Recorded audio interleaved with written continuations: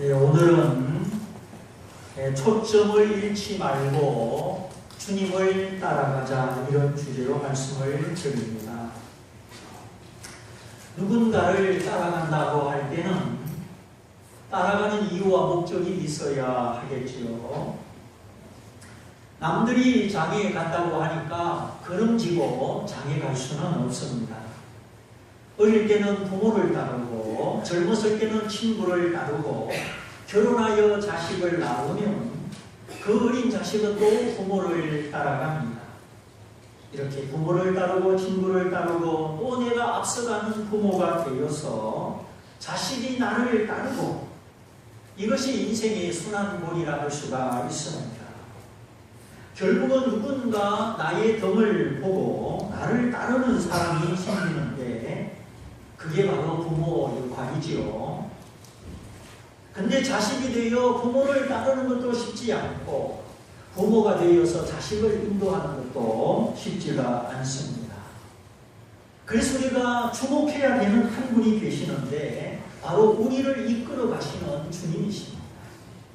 내가 주님을 잘 따라가면 좋은 부모가 되고 좋은 자녀가 되는 줄 믿습니다. 주님은 언제나 거기 계시고 말씀하시고 사랑으로 인도하시기 때문에 우리가 주님을 따르기만 하면 우리의 삶은 제대로 나아가게 되는 것이죠. 때때로 부모님은 일찍 돌아갈 수도 있고 또 여러 가지 사정으로 내가 필요할 때 곁에 안 계실 수도 있습니다. 부모님이 일찍 돌아가신 경우 빈자리가 너무 크고 마음에 새겨져서 그런 분들이 결혼을 하면 자녀에 대한 집착이 지나친 경우를 보게 됩니다. 나는 부모 없이 자랐다, 빈자리가 많았다. 그래서 이런 아픔과 부족을 겪었으니 내 자식한테는 그렇게 하지 말아야지. 그래서 자식에게 과잉 집착, 과잉 보호를 하는 모습을 보게 됩니다. 요즘 아름다운 동행이라는 문구를 여기저기서 보게 되는데 제가 아는 회사의 사보 제목도 아름다운 동행이고 어떤 신문의 이름도 아름다운 동행입니다. 아름다운 동행 참 멋있는 말이지요. 근데 우리 인생의 현주소는 실제 그렇지 못할 때가 많습니다. 내가 왜 이런 사람을 만났나? 왜 이런 사람이 직장 상사인가? 우리는 인간관계 속에서 동행하기 어려운 사람들을 만납니다. 아름다운 동행은커녕 괴롭히지 않았으면 좋겠다. 얼굴을 안 봤으면 좋겠다. 이런 경우도 있습니다. 특별히 TV 프로그램에 시월드라는 거 저는 처음에 저게 뭔 소리인가 했지요. 알고 보니까 시어머니와 며느리 사이 남자들이 다 모르는 또 하나의 세상이 거기 있는 것 같아요. 그래 아파트 이름을 멜로디 양님이 어렵게 짓는 거 시어머니가 못 찾아오게 하려고 그러는 거라고 우스갯소리. 시골 할머니가 서울역에 내려가지고 택시기사 보고 푸른데 갑시다 푸른데. 그러니까 택시기사가 푸른데가 어디지요? 그 있잖아요 푸른데. 알고 보니까 푸르지오 그래요. 과연 이 세상에 아름다운 동행이 있을까? 없는 건 아니겠지요. 만들어 가는 것이죠. 자, 아름다운 동행을 우리가 만들어 간다. 그러면 우리가 먼저 아름다운 분을 만나야 합니다. 시들지 않는 꽃과 같이 마르지 않는 강물같이 주님이 내 마음에 사랑의 향기를 뿜어주시고 주님이 내 피곤한 마음을 은혜로 적셔 주실 때 우리가 그 주님으로 말미암아 아름다운 동행이 시작이 되는 것입니다. 그래서 사랑받는 사람은 용기가 생기고 희망을 잃지 않습니다. 누군가 나를 죽도록 사랑하는 분이 계시는데 우리가 그 사랑을 알고 그 사랑 안에 있으면 사랑이 우리 영혼을 살리고 사랑이 우리 지친 마음을 지켜주는 것입니다. 어떤 사람은 나는 평생의 사랑을 찾아 헤매었다. 사랑에 목마른 가슴으로 그렇게 자기 인생을 토로하는 분도 있습니다. 그렇게 고백하는 그 사람만이 아니겠죠. 우리의 육체가 배고픈 것처럼 우리의 영혼은 항상 위로와 사랑에 목말라 있는 것입니다. 하나님이 사랑이시고 우리가 하나님의 사랑의 대상으로 지음받았기 때문이지요. 그래서 하나님은 우리를 사랑하십니다. 우리 주변에 많은 노래, 소설, 드라마의 주제가 뭡니까? 사랑이지요. 사랑은 눈물의 씨앗이다. 사랑하면 얼굴이 이뻐져요. 사랑 따라 가버린 사람, 사랑이 어쩌고 저쩌고. 전부 알고 보면은 그 바탕에는 사랑이야. 사랑의 목말은 인간의 근본을 보여주고 있습니다. 그래서 나는 누구냐? 사랑의 목말라 하는 사람이요. 하나님의 사랑을 받아야만 살 수 있는 사람이요. 하나님의 사랑의 짝입니다. 그래서 하나님이 나를 사랑하시는데 어떤 때는 짝사랑하는 것 같아. 좀 나도 하나님을 사랑하고 하나님을 의지하고 그래야 하나님과 나 사이에 사랑이 오고 가는데 우리 하나님을 짝사랑시키지 말고 서로 사랑하시기를 바랍니다. 사랑이라고 하는 것은 대상이 필요하기 때문입니다. 누군가 있어야 사랑을 하든지 미워하든지 하지요. 대상이 없으면 사랑은 불가능한 겁니다. 그래서 하나님 우리를 만드신 거예요. 또 농촌 총각들 결혼하기 힘드니까 베트남에서 태국에서 짝을 찾아오잖아요. 그래서 사랑은 누군가 대상을 필요로 한다.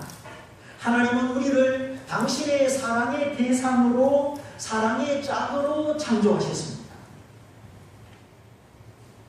하나님이 세상을 이처럼 사랑하사 외아들을 주셨으니 이는 그 외아들을 믿는 자마다 멸망치 않고 영생을 얻게 하려 하십니다. 사랑 안에서 누리는 이 생명, 시들지 않고 썩지 않는 이 생명을 주시려고 사랑이신 하나님이 그 아들을 이 세상에 보내셨습니다. 하나님은 눈에 보이지도 않고 볼 수는 없지요. 그러나 예수님은 눈에 보이는 하나님으로 이 세상에 오셨습니다. 그분은 보이지 않는 하나님을 보게 하는 하나님의 형상이요 하나님 자신입니다. 그가 이 땅에 오셨고 하나님을 보여주셨고 십자가에서 사랑을 나타내셨습니다. 하나님의 사랑은 이 세상에 존재하는 모든 사랑의 원천이요 뿌리입니다. 우리가 하나님의 사랑을 알면 그 사랑을 누리면 이 불완전한 세상 가운데 아름다운 동행이 가능하게 되는 것입니다. 믿을 수 있고 사랑할 수 있는 용기가 생기고 인내하며 기다려줄 수 있는 그 은혜가 하나님의 사랑 안에 우리의 마음에 주어지기 때문이죠. 물론 사랑에는 아픔이 있고 사랑에는 희생이 있습니다. 장미꽃은 참으로 화려하지만 거기 가시가 있습니다. 잘못 만지면 피가 납니다. 손가락이 찔리는 순간 아야 비명소리가 나고 쓰립니다. 사랑이 목마르고 누군가 사랑의 대상이 필요한데 사랑을 찾다가 그만 가시에 찔려서 마음을 접어버리기도 합니다. 다시는 사랑하지 말아야지. 아마 나는 사랑받을 자격이 없는가 봐. 사랑은 상처 주고 상처받는 거야. 이렇게 단념하고 다시는 장미꽃을 만지지 않으려는 사람들이 있습니다. 그 두려움이 장미꽃의 향기를 가로막는 것이죠. 사랑의 상처, 작은 상처는 아닌 것 같습니다. 그거 별거 아니다. 그렇게 쉽게 치부할 수 없는 무언가가 있습니다. 며칠 전에 집사님들하고 식사를 하면서 집사님 한 분이 그런 이야기를 하셨어요. 어릴 때 친구 집에 놀러 가서 선풍기를 봤대요. 그때만 해도 선풍기가 흔치 않았는데 그래 신기해서 쳐다보고 만지지도 않았습니다. 근데 이 집 아줌마가 우리 집사님을 보고 뭘 만졌니? 어떻게 만졌니? 자꾸 물어보더랍니다. 야단치는 투는 아닌데 네가 우리 집에 왔다 간 다음부터 이 선풍기가 안 돌아간다. 그러면서 어떻게 손댔느냐고 물어보시더래요. 저 안 만졌어요. 했어요? 그놈은 작동으로 보시더랍니다. 나중에 알고 보니까 누군가 작동을 잘못해가지고 안 돌아간 것 뿐인데 이 어린 소녀가 의심을 받고 그냥 추궁을 받은 것이죠. 그래서 하시는 말, 그때부터 기계를 만지는 것이 두려워서 손을 대지 못하겠더라. 그러다가 시집을 갔는데 세탁기가 있는데 세탁기를 돌릴 줄을 몰라. 시아버님한테 아버님 이거 어떻게 돌립니까? 배워가지고 세탁기를 돌려다는 거예요. 그 두려움 때문에 기계를 못 만진 거예요. 몇십 년 동안. 우리 집에도 그런 사람이 있어요. 손주들은 딸기를 잘 먹는데 애 엄마는 지금도 딸기를 안 먹어요. 어릴 때 먹다가 체하고 혼난 적이 있거든요. 그런데 여러분, 딸기가 원인일까요? 그날 그 시간 불안한 신경계가 원인일까요? 차가운 딸기를 소화시킬 수 없는 그 불안한 신경계가 원인이죠. 근데 우리는 뭐 딸기 때문이다, 뭐 때문이다 이렇게 잘못 짚는 경우가 많습니다. 하여튼 인간관계 속에 사랑의 상처, 마음의 상처 이것은 모든 사람에게 다 있을 수 있습니다. 그런데 문제는 주님과 나 사이에도 이런 보이지 않는 마음의 부담, 마음의 상처가 있을 수 있다는 것입니다. 하나님은 완벽하시오. 나는 가까이 갈 수 없어. 나는 다 순종할 수 없어. 그래서 이런 사람은 의도적으로 거리를 두고 하나님의 가슴 속으로 깊이 들어가지 못하는 겁니다. 하나님은 내게 너무 부담스러워. 하나님은 너무 무거운 거, 너무 큰 것을 요구하시오. 이렇게 하나님의 말씀을 무겁게 듣고 부담스럽게 듣고 그러다 보니 어느 정도 하나님 말씀을 회피하는 그런 심리를 가질 수도 있습니다. 주님과 나 사이에 보이지 않는 마음의 벽이 있다, 두려움이 있다. 이런 걸 그냥 둬야 되겠어요? 해결해야 되겠어요?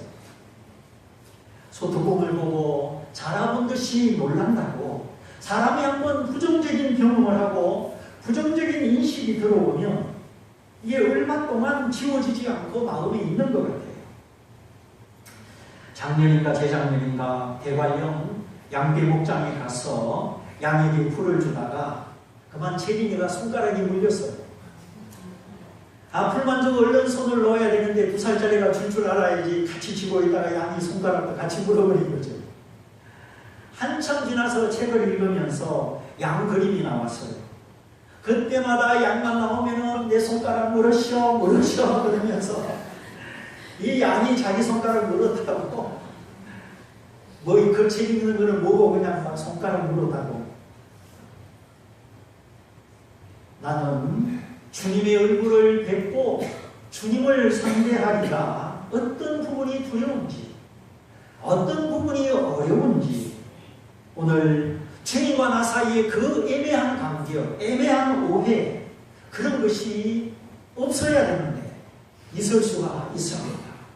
그래서 주님 앞에 가까이 다가가고 싶은데 다가가지 못하는 근데 이 사랑하는 사이라고 완벽한 것은 아닌 것 같아요. 사랑하기 때문에 나에게 귀한 분이기 때문에 더 조심스럽고 다가가기가 불편한 그런 것이 있습니다. 사실 사랑 안에는 두려움이 없고 자유함이 있고 편안하고 그것이 정상이지요. 그런데 우리가 실제로 하나님의 은혜를 알고 하나님의 사랑을 알 때 그 완전한 사랑, 두려움이 없는 사랑, 자유함을 누리는 사랑 이런 사랑을 누리기까지 시간이 걸리고 과정이 필요하다 그런 생각이 듭니다.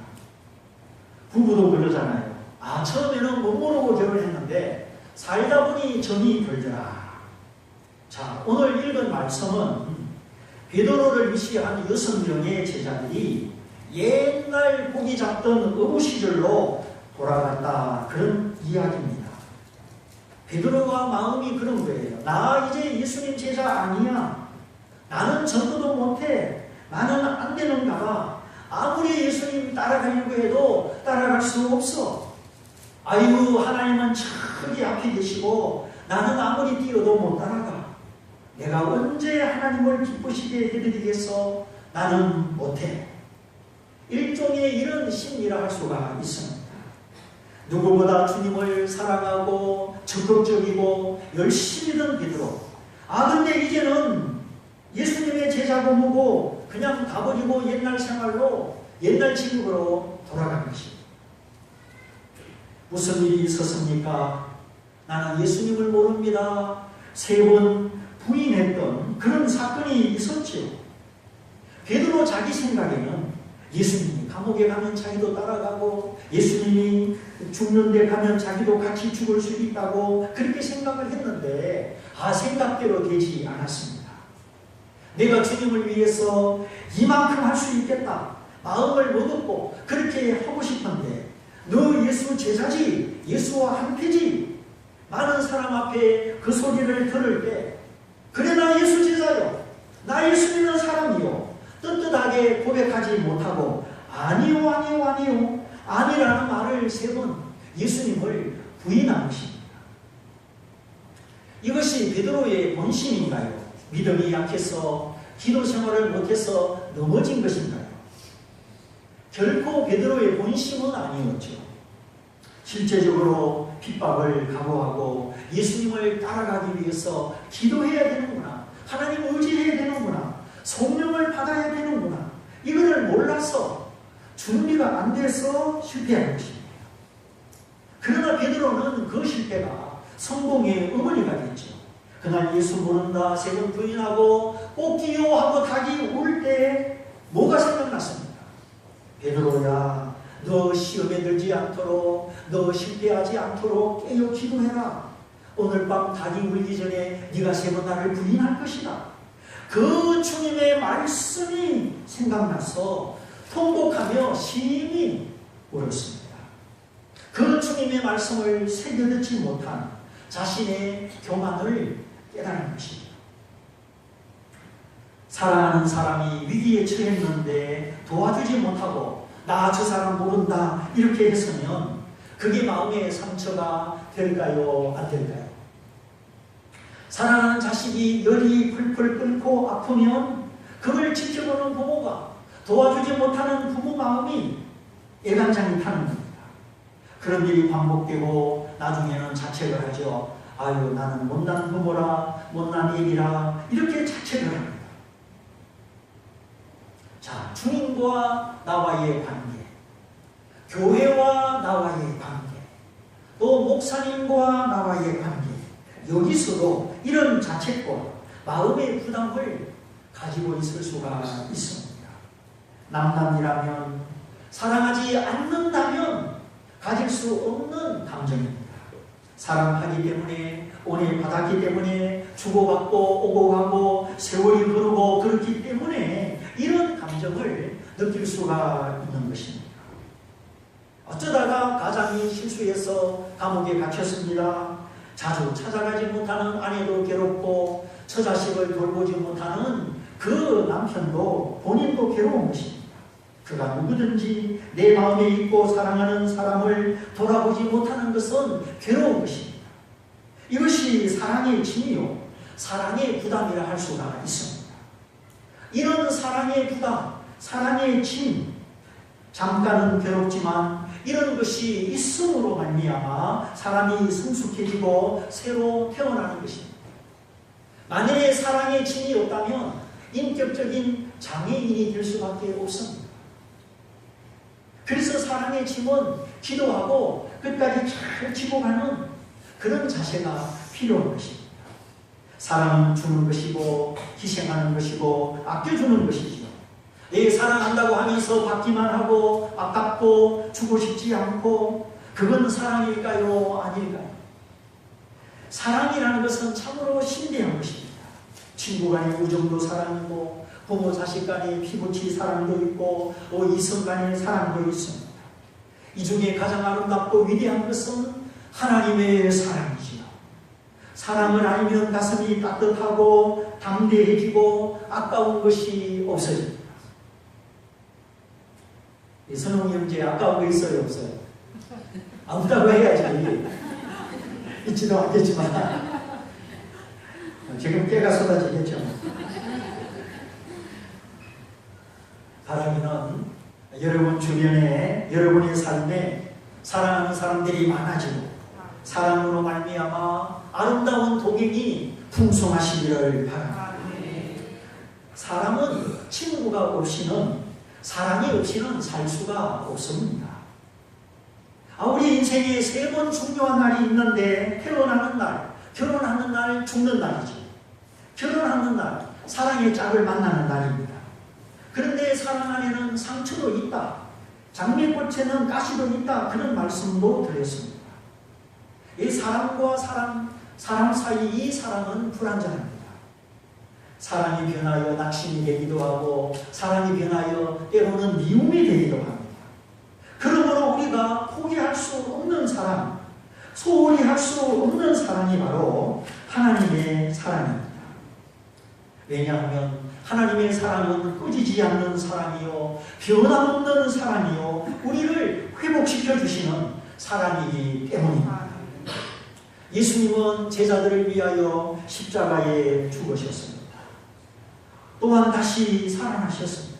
그리고 갈릴리에서 만나자 그 옛날 추억거리가 많은 신앙의 장소, 그런데 제자들이 갈릴리로 돌아와서 옛날 추억을 기억하고 예수님을 기다리는 것이 아니라, 아유 얘는 모르겠다, 그물을 들고 배를 빌려서 고기 잡으러 가버렸습니다. 예수님을 믿다가 안 믿는 것은 아니지만 사랑이 식어지고 열정이 식어지고 옛날 모습으로 되돌아가는 것입니다.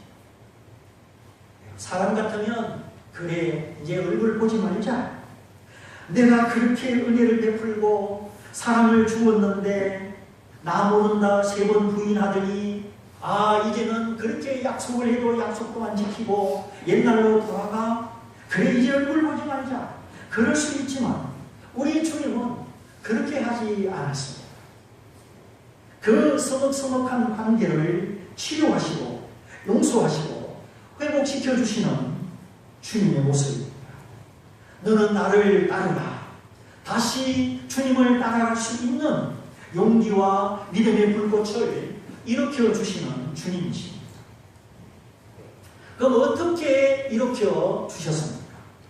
첫째로 주님이 제자들을 찾아오셨습니다. 자, 어떤 오해와 실수로 서로가 서먹서먹해질 때 누가 더 용기가 많고 누가 더 사랑이 많은 사람입니까? 먼저 찾아가는 사람, 먼저 말을 걸고 먼저 손을 내미는 사람이지요. 예수님은 제자들을 위하여 고난을 받고 십자가를 지시는데 제자들은 나무른다 예수님을 버리고 도망갔지요. 겁이 나서 문을 걸어 잠그고 숨어 있을 때 예수님이 나타나서 평안히 있을지어다 찾아오셔서 평안을 주셨죠. 두 번째 8일 후에 또 찾아오셔서 손과 발의 못자국, 옆구리 창자국을 보여주시면서 믿음 없는 자가 되지 말고 믿음 있는 자가 되라 믿음을 격려해 주셨습니다. 그리고 이제 세 번째, 갈릴리에서 만나자 약속을 잡았습니다. 그런데 이 제자들이 예수님을 만나기가 꺼려지고 서먹서먹해서 물고기를 잡으러 간 것입니다. 이런 제자들, 믿음 없고 부족한 제자들을 주님이 또다시 찾아간 것입니다. 주님은 죽을 때까지 영원히 나를 찾아오십니다. 주님은 언제나 먼저 손을 내미시고 먼저 찾아오시는 사랑이십니다. 두 번째, 얘들아 고기를 잡았느냐? 못 잡았습니다. 그래 배 오른편에 던져라. 던졌더니 그물이 찢어질 만큼 잡았습니다. 근데 주님이시다. 지금 우리에게 말씀하시는 저분은 주님이시다. 요한이라는 제자가 주님을 알아차리고 소리를 치죠. 어떻게 주님인 줄 알았을까요? 바닷가에 예수님과 그물 던지는 제자들 사이는 90m의 간격이 있었습니다. 해가 뜨기 전 어스름한 시간에 90m의 거리는 사람을 알아볼 수가 없습니다.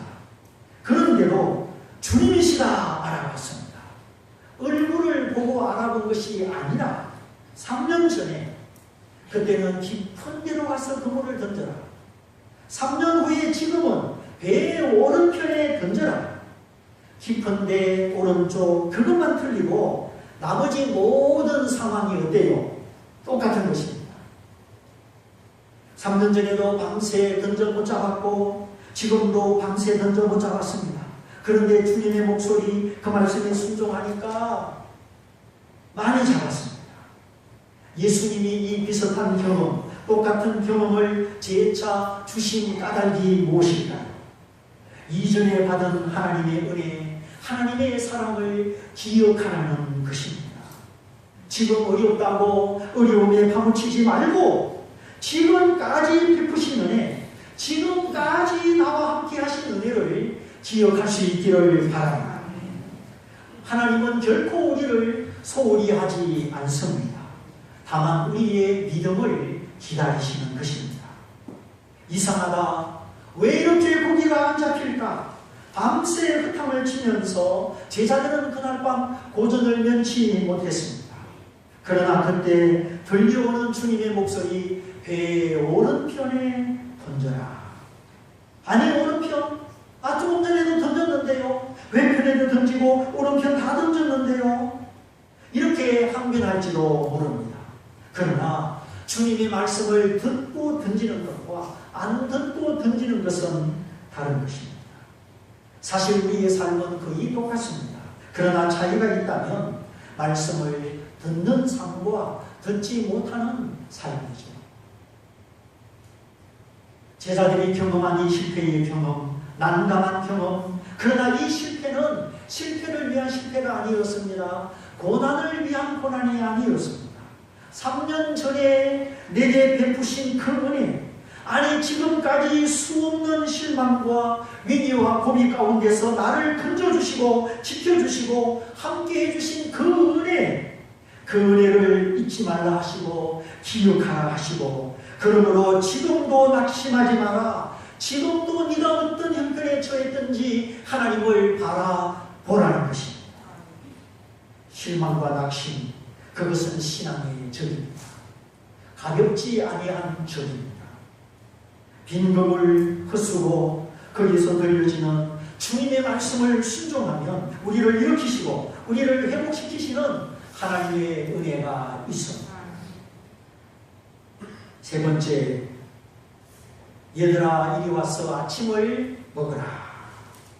제자들이 밤새 빈 그물을 던질 동안 문동이 트오는 그 시간, 주님은 그 갈릴리 해변가에 그 근처에 숯불을 피워놓고 고기와 떡을 다 구워놓고 계셨습니다. 한번 상상을 해보십시오. 제자들이 한 마리도 못 잡는 피곤한 그 시간 찾아오셔서, 그런데 제자들이 예수님 곁으로 오지를 않습니다. 배고프고 힘이 빠지면서도 예수님 곁으로, 그 맛있는 음식 곁으로 가지를 못합니다. 예수님이 금방 잡은 고기도 구워주시려고 얘들아 지금 잡은 생선도 몇 마리 가져오느라, 그랬더니 가서 제자들이 고기를 세고 오지를 않습니다. 한 마리, 두 마리, 세 마리, 100마리, 120마리 다 세웠더니 153마리입니다. 아니 예수님이 물고기 숫자 세라고 했나요? 잡은 거 몇 마리 가져오라고 했잖아요. 근데 왜 제자들은 그 바닷가에서 한 마리, 두 마리, 153마리 다 세도록 예수님 곁으로 오지 않고 그렇게 있었을까요? 예수님 보기가 민망해서, 예수님 얼굴 뵙기가 부끄러워서 예수님 앞에 나오지를 못하는 겁니다. 처음에는 요한이 주님이시다. 그러니까 성질 급한 베드로가 얼른 겉옷을 입고 90m를 헤엄쳐가지고 예수님을 보려고 온 것이에요. 그런데 진작 예수님을 가까이 가려고 하니까, 예수님 3번 부인한 거, 기도 안 하고 교만한 거, 하나님 말씀대로 못 살고 하나님 마음을 아프게 한 거, 그게 다 생각이 나고 앞을 가늠하는 겁니다. 그래서 하나, 둘, 셋, 100 시키지도 않는 고기를 세면서 그게 그냥 쭈그리고 앉아있는 거예요. 오늘 우리도 변함없는 사랑의 주님이 숯불을 구워놓고 피워놓고 고깃떡 구워놓고 이리 와서 먹으라 하시는데 가지도 못하고 미안하고 부끄러워서 딴청을 부릴 때가 있다는 것입니다. 그러니 어떻게 해요? 예수님이 떡과 고기를 챙겨가지고 들고 제자들에게 가서 먹이십니다. 마지막 네 번째, 이제 아침을 다 먹은 다음에 요한의 아들 시몬아, 네가 나를 뭐하느냐? 사랑하느냐? 여기 있는 이 사람들, 너의 친구, 너의 동료들보다 나를 더 사랑하느냐? 가타부타 잘했다 잘못했다 한마디도 하지 아니하시고 네가 나를 사랑하느냐? 주님은 우리에게 최고의 관심, 최고의 사랑을 원하십니다. 그 이유는 그래야만이, 내가 주님을 바라보고 사랑할 때만이 우리가 넘어지지 않고 이 모든 인간관계가 제자리를 잡기 때문입니다. 그러나 주님보다 자식, 돈, 남편 더 사랑하는 것이 있으면 내 삶의 문제가 생기는 겁니다. 사람을 사랑하지 말라는 뜻이 아니라 주 안에서 주님을 먼저 사랑하고 주님의 사랑으로 사랑하는 것입니다. 주님의 사랑으로 사랑하면 계속됩니다. 나 주님 없이 인간끼리만 사랑하면 계속되지 못합니다. 그래서 시몬아, 이 사람들보다도 나를 더 최고로 사랑하느냐? 예, 제가 주님을 사랑하는 줄 주님이 아십니다. 베드로가 대답을 하죠. 그래, 그렇다면 내 어린 양을 먹여라. 그리고 두 번째 또 물으십니다. 요한의 아들 시몬아, 네가 나를 사랑하느냐? 예, 주님이 아십니다. 대답을 했습니다. 아, 근데 세 번째 또 물어보시는 거예요. 여러분 애인이 너 나 사랑하니? 그래, 사랑하니. 그럼 선물 사와? 알았어. 근데 또 사랑하니? 세 번째 사랑하니 물어보면 좀 마음 이상하겠죠. 아, 예수님이 베드로에게 세 번째 또 물으니까 그냥 베드로 마음이 근심이 되고 눈물을 글썽이면서 주님 사랑합니다 대답을 하죠. 왜 예수님이 눈물이 쏙 빠질 만큼 세 번이나 물어보셨을까? 베드로가 세 번 부인했기 때문에 세 번 물어보신 거 아닙니다. 베드로 마음속에 주님을 사랑하는 그 사랑의 불씨, 그 사랑의 마음을 일깨워 주셔서 그 낙심한 그 자리에서 이끌어내시려고 예수님은 세 번이나 베드로에게 물어보신 것입니다. 베드로야, 네가 실수한 거 괜찮다. 네가 깨닫지 못해서 인간의 연약성과 성령의 필요성을 알지 못해서 나 모른다고 한 거 괜찮다. 잘한 건 아니지만 그래도 네 마음속에 여전히 나를 사랑하는 마음, 나를 사랑하는 그 마음이 있지 않느냐? 나를 사랑하는 그 마음이 있으니 실망하지 마라, 낙심하지 마라. 지난날의 실수와 실패에 연연하지 마라. 너는 나를 따르라.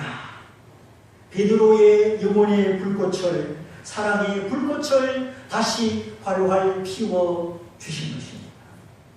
둘러앉아 있는 그 모닥불, 그 숯불보다도 더 진한 사랑을 일깨워 주신 것입니다. 우리도 지난날 주님 앞에 실수하고 잘못한 것 있을 수 있습니다. 그러나 주님은 우리의 부족, 우리의 잘못한 것보다 우리 마음속에 여전히 주님을 사랑하는 마음, 그것을 보십니다. 오늘 찾아오시고 믿음의 추억을 재차 허락하시고 조반을 차려놓고 인내와 사랑으로 가까이 이끄시고 지난날의 실수 다 잊으시고 다만 우리 가슴 속에 주님을 사랑하는 마음, 그 사랑의 불꽃, 그 마음의 불꽃을 일으켜 주십니다. 우리 모두 그 새벽에 찾아오신 주님을 이 시간 모시고 다시 우리 마음에 모시고 내가 주님 사랑하는 줄을 주님이 아십니다 고백하면서 다시 한번 하나님의 사랑으로 힘을 내고 용기를 내어서 어린 양 먹이고 목양하고 주님을 따라가는 우리 모두가 되시기를 주님의 이름으로 축원드립니다. 축원드립니다. 우리 말씀을 붙잡고 다 같이 기도하기 원합니다. 우리 마음을 열어서 주님 어디 계십니까? 내가 주님을 사랑합니다. 내 어린 양을 주목하기 원합니다. 내게 주님 원하시는 건 무엇입니까? 다시 한번 생각하고 하나님 사랑을 회복하는 시간 우리 다 같이 한번 기도하겠습니다.